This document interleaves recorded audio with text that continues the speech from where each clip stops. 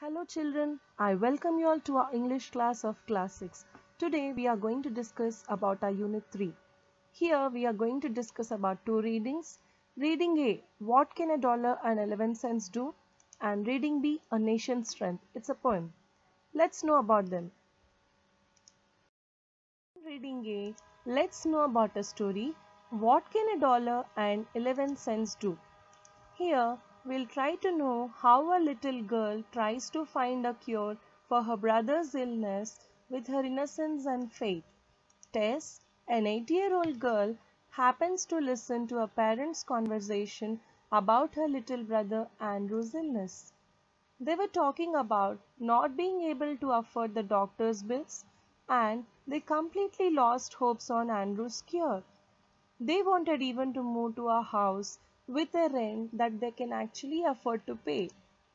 Listening to all this conversation, she becomes very sad and goes to her room and takes a jar of money which was her savings from a long time. She pours them out and starts counting. She takes all the money and moves to the medical store and wanted to buy a medicine for her brother. She then asked the chemist to give her a miracle. The chemist was actually confused, and then he replies that they don't sell any miracles here. She tries even to convince him, saying that she can even get more money if it was so costly. There stood a well-dressed man who happens to listen to this conversation between the little girl and the chemist. He even asks her what kind of a miracle did her little brother needed. He was none other than Dr. Carlton Armstrong, who was a neurosurgeon. But the girl was unaware of the fact that he was a surgeon and explains her situation to him. She replied that as her dad was unable to pay for the little brother's treatment, she wanted to buy the miracle with $1.11 that she had from her savings. The doctor then replied to her that it was the exact amount for which she can buy the miracle and took the amount. He even asked the girl to take him to their house. The doctor then checked Andrews and got him admitted in his own hospital and operated on him without any charges. Andrew was back to his home within few weeks as he was doing well, and mother was so happy but was worried only about one thought, that was how much would have the operation costed. But only the little girl Tess and the doctor knew the miracle's cost that cured her brother's illness, and it was of course $1.11 plus the love of the little child Tess. Isn't this an interesting lesson, children? Yes, the innocence of the true heart of the little girl Tess really found a cure for her brother's illness. Let's know about the reading bee. A Nation's Strength, a poem by Ralph Waldo Emerson.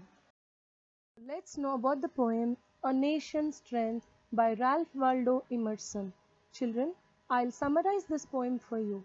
In this poem, the poet opines that it's not gold, jewels, or any wealth that makes a nation strong. He says that the strength of the nation always lies in the people who are very brave, selfless, and truthful. These brave men always fight for the truth and for the sake of honor of their nation. Whatever the people do for themselves or for their country always defines their character, honor, and respect for their nation.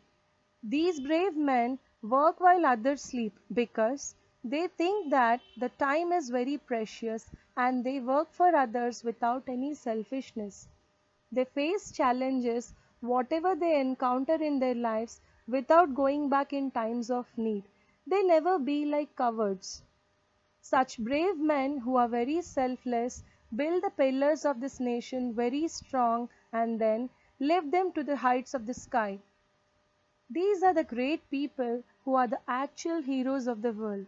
If a nation has such people in it, then no one can stop this nation from making progress and making itself strong. Children, try to be a part of such brave men and certainly you will be the nation's strength too. Children, I hope that you enjoyed listening to these readings, and I certainly hope that you received good morals from these two readings. Try to apply these morals in your real life and try to be good children. Thank you all for listening to the class. Happy learning. Let's meet in the next class.